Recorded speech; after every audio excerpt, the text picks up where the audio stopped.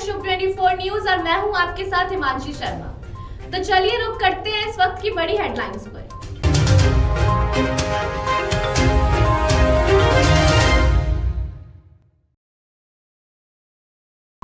PM Modi ने किया BJP की राष्ट्रीय पदाधिकारियों की बैठक को वर्चुअल संबोधित। सबका साथ, सबका विकास, सबका विश्वास और सबका प्रयास का दिया मंत्र।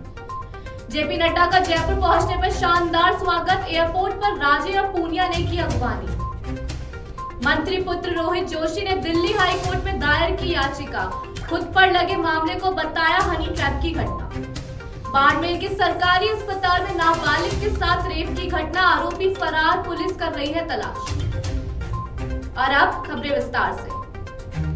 जयपुर में बीजेपी के राष्ट्रीय पदाधिकारियों की बैठक चल रही है। बैठक के दूसरे दिन प्रधानमंत्री नरेंद्र मोदी ने बीजेपी नेताओं को वर्चुअल संबोधित करते हुए कहा कि हमारा मंत्र है सबका साथ, सबका विकास, सबका विश्वास और सबका प्रयास। उन्होंने कहा कि भाजपा कार्यकर्ता होने के नाते हमें चैन से बैठने का कोई हक नहीं है, कोई अधिकार नहीं है। उन्होंने अपने संबोधन में कांग्रेस और परिवारवाद पर भी जमकर निशाना साधा।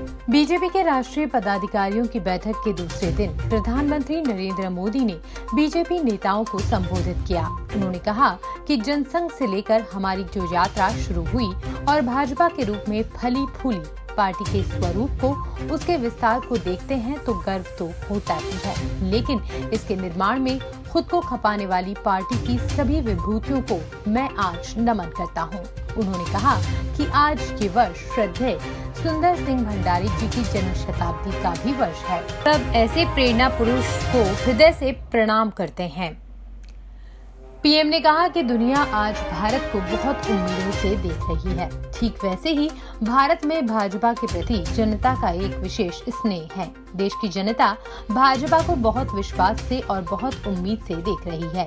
देश की जनता की ये आशा आकांक्षा हमारा दायित्व और बढ़ा देती है।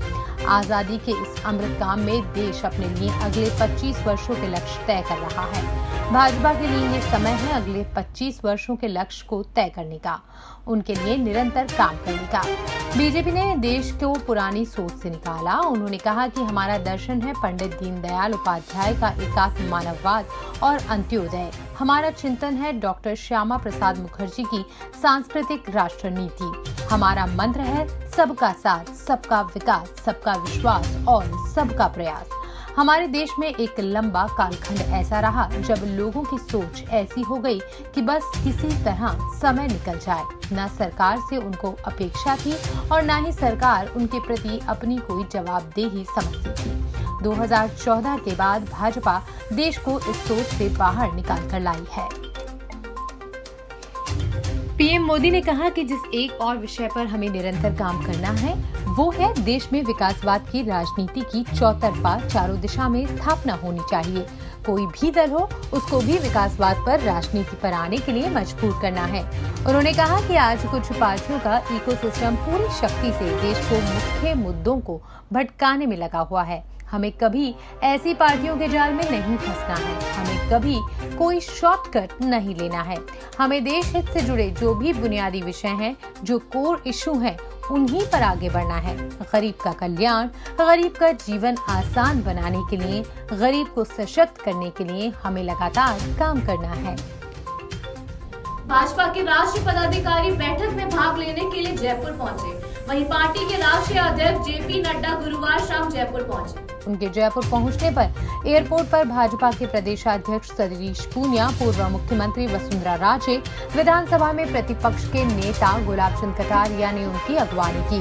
नड्डा सांगानेर हवाई अड्डे से जयपुर दिल्ली राष्ट्रीय राजमार्ग स्थित एक होटल में पहुंचे, जहां उन्होंने पार्टी के राष्ट्रीय महामंत्रियों के साथ बैठक की। राजस्थान के लालसोट और राजसमंद कस्बे के लिए अच्छी खबर है। यहाँ जल्द ही नर्सिंग कॉलेज खुलेंगे। राज्य सरकार ने इस आशय के प्रस्ताव को मंजूरी दे दी। गौरतलब है कि मुख्यमंत्री अशोक गहलोत ने दौसा जिले के लालसोट तथा राजसमंद जिले के नाथद्वारा में नर्सिंग कॉलेज खुले जाने के प्रस्ताव को मंजूरी दी है। मुख्यमंत्री ने वर्ष 2022 और 23 के बजट भाषण में राज्य के 18 जिले जहां नर्सिंग कॉलेज नहीं है वहां नए नर्सिंग कॉलेज खोले जाने की घोषणा की थी। इसी तरह सरकार ने भिवाड़ी, बाड़मेर और भरतपुर में स्पेशल ऑपरेशन ग्रुप की 3 नई फील्ड यूनिट खोलने के प्रस्ताव को भी मंजूरी दी है और नई एसओजी यूनिट के लिए 27 नए पदों के सृजन की भी मंजूरी दी गई है।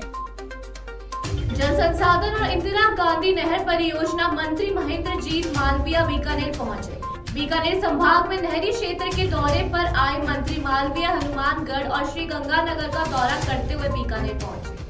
जल संसाधन और इंदिरा गांधी नहर परियोजना मंत्री महेंद्रजीत मालवीया बीकानेर पहुंचे। बीकानेर संभाग में नहरी क्षेत्र के दौरे पर आए मंत्री मालवीया हनुमानगढ़ और श्रीगंगानगर का दौरा करते हुए बीकानेर पहुंचे। बीकानेर पहुंचने पर मंत्री मालवीया ने कहा कि गर्मी के मौसम में पेयजल और सिंचाई पानी की किल्लत नहीं हो, इसको लेकर प्रयास जारी हैं। साथ ही आईजीएनटी फीडर और सरहिंद फीडर पर टूटी हुई कॉमन बैंक को जल्द ठीक कर दिया जाए, इसके लिए अधिकारी कर्मचारी दिन रात लगे हुए हैं। उन्होंने कहा कि आने वाले समय में एक ही चुनौती है कि टेल तक नहर का पानी पर्याप्त मात्रा में सिंचाई और पेयजल के लिए पहुंचे। दावा किया कि इसके लिए किसी भी तरह से कोई कमी नहीं आने दी जाएगी। उन्होंने कहा कि मुख्यमंत्री से बात कर नहर का बजट बढ़ाया जाएगा ताकि जो समस्याएं अभी सामने आ रही हैं उनका भी निदान किया जा सके।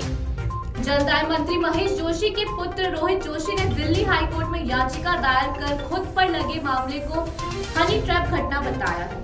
याचिका में कहा कि महिला की उनसे फेसबुक के जरिए दोस्ती हुई, सहमति से संबंध बने और ब्लैकमेल कर लिव इन में रहने व पत्नी से तलाक का दबाव बनाया।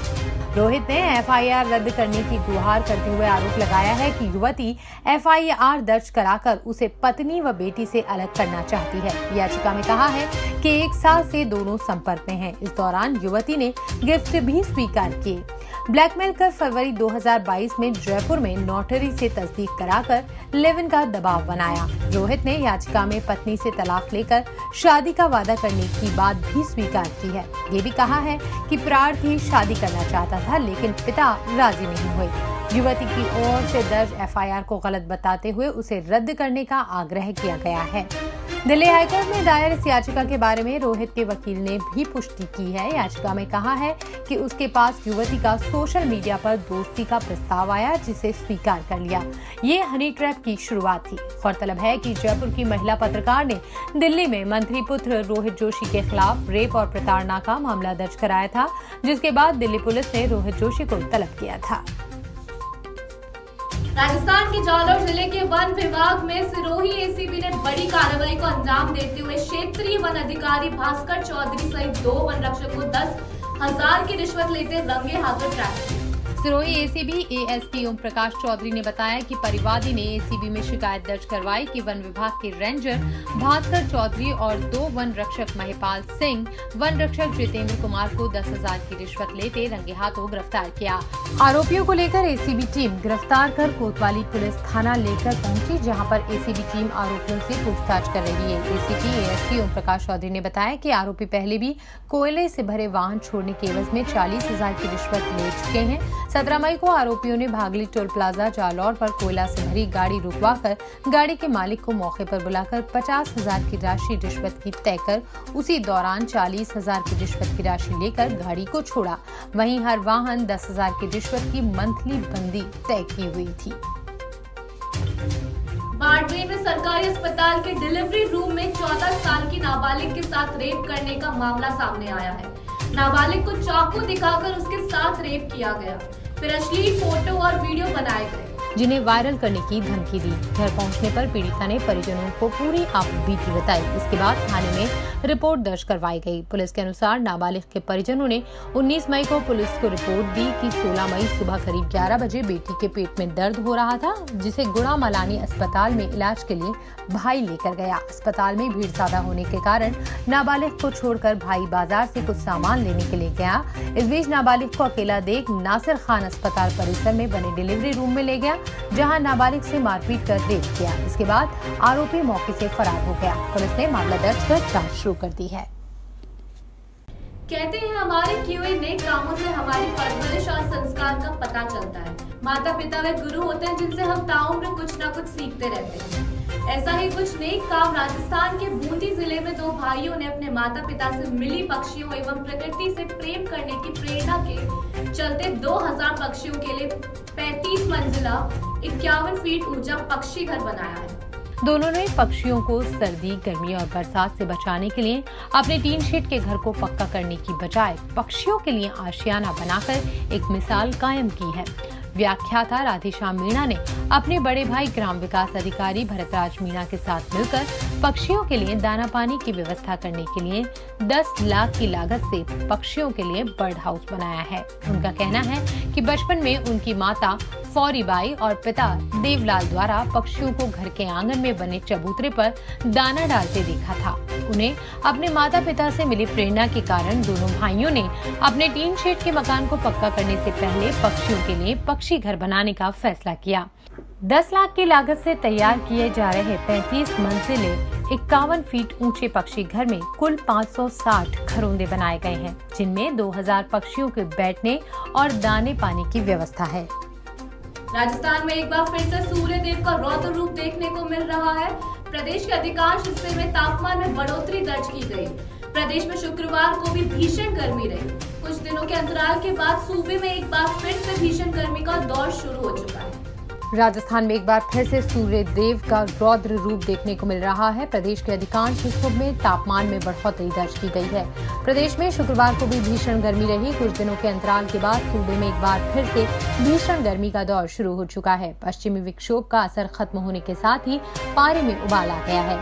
प्रदेश के अधिकांश हिस्सों में शुक्रवार को गर्मी के तीखे तेवर देखने को नजर आए, तो वहीं लू के थपेड़ों ने लोगों का हाल बेहाल कर दिया। मौसम विभाग के अनुसार प्रदेश भर में गुरुवार को धौलपुर और बाड़मेर सबसे गर्म इलाके रहे। यहाँ पर अधिकतम तापमान 47 डिग्री सेल्सियस से ज्यादा दर्ज किया गया। इसके अलावा बीकानेर, चूरू, श्रीगंगानगर, जैसलमेर में पारा 46 डिग्री सेल्सियस के पास दर्ज किया गया। इसी तरह जयपुर, कोटा, चित्तौड़गढ़, जोधपुर में भी पारा 45 डिग्री के पार पहुंच गया। राजधानी जयपुर में गुरुवार को सीजन का सबसे गर्म दिन रिकॉर्ड किया गया। आज के लिए बस इतना ही। बने रहिए हमारे साथ शो 24 न्यूज में। नमस्कार।